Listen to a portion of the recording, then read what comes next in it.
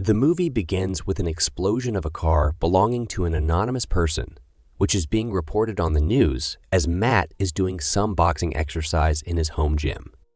He gets a call from his friend, Ander, who tells him to say hello to his wife, Heather, which Matt brushes off as a bad idea.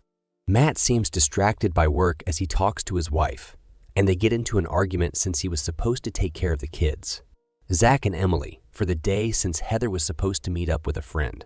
He finally accepts to take the kids to school, who he finds fighting and separates them. He tells his daughter to go downstairs, and he is left talking to Zach, who gets agitated and decides to take himself to school. Matt sits on the driver's seat and in the process puts pressure on a pressure plate, which is connected to a bomb under the site, which Matt is unaware of. He meets Zach on the way and tries to convince him to get in the car, which he becomes hesitant, but finally agrees after being convinced by his sister too. Matt makes a business call to an investor, Unger, to the company he works for, who he convinces to continue investing in the company. Suddenly, Matt gets an anonymous call, which he thinks is either his children's or wife's phone, but it's an anonymous phone, which he didn't recognize. He goes to hang up, but the unknown caller threatens him not to hang up, or otherwise he would blow the car up with the bomb under his seat. Matt realizes that he had a bomb under his seat and hangs up the phone in anger and confusion, which makes him almost hit a car at a stop after missing his turn. He reaches down to confirm if there is a bomb, and he is surprised that it's true. He takes several pictures of the bomb to analyze it, which worries him even more. He picks the call of the unknown caller who tells him to keep driving and don't stop and threatens him again to blow them if he doesn't follow his rules. Matt realizes that they are being followed by a person on a motorcycle, and he accelerates to lose the motorcyclist. He quickly takes action and slams the brakes to a stop, making the motorcycle ram into the rear of the car. Upon removing the helmet, they realize it's Zach's girlfriend, who is luckily unhurt from the accident. The caller tells him to throw away his kids' phones out of the window, or else he would blow them up, leaving the kids even more confused. He explains to his kids about the bomb, which makes them to quickly give him their phones, which he immediately throws out of the window. The caller sends Matt a location for him to go there. Matt gets a call from his colleague, Sylvain, who explained to him in terror that he had a bomb too under his driver's seat and that it would blow if he got out, and that it was all Matt's fault. Sylvain tries to calm down the woman he was with in his car, but she seemed not listen to any word he was trying to tell her. This altercation attracts the attention of a police officer who approaches the vehicle and tells them to get out. When the girl gets out, she immediately triggers the bomb, and it blows the three of them up in flames, leaving Matt and his kids frightened. Matt drives off as he checks up on his kids. Matt angrily asks the caller what he wants and tells Matt to call his wife Heather so that she could go to a bank and retrieve a safety box, which belongs to Matt. He tries to get a hold of her and becomes successful. He tries to explain to her the situation him and the kids are in and convinces her not to call the police. He tells her to go and retrieve the safety box from the bank.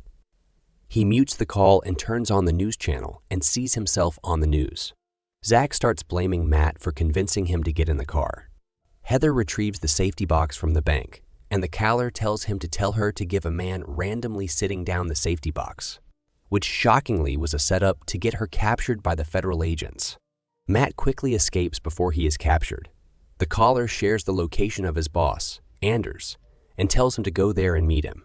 Zach helps Matt to analyze the bomb and realizes it's connected to a cell phone failsafe. The police try to contact him to stop, but he hangs up the phone on them to protect his family. He meets up with Anders and talks with him on the phone from his car. Anders thinks it's Matt who is behind all this, and Matt tries to convince him he is not guilty. The caller forces Matt to take a gun from the glove box and shoot Anders with it after authorization, but he is unable to shoot him and drops the gun.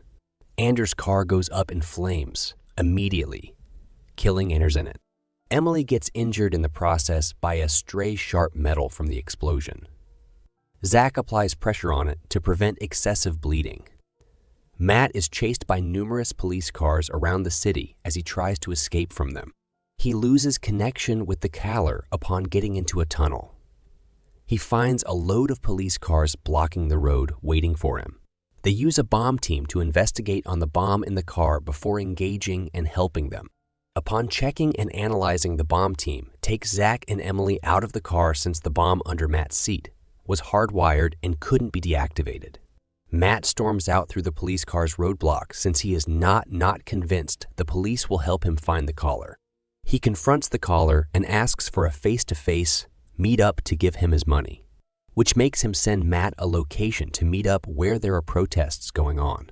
The caller gets into the back seat and tells him to drive in a place which is a little more quieter.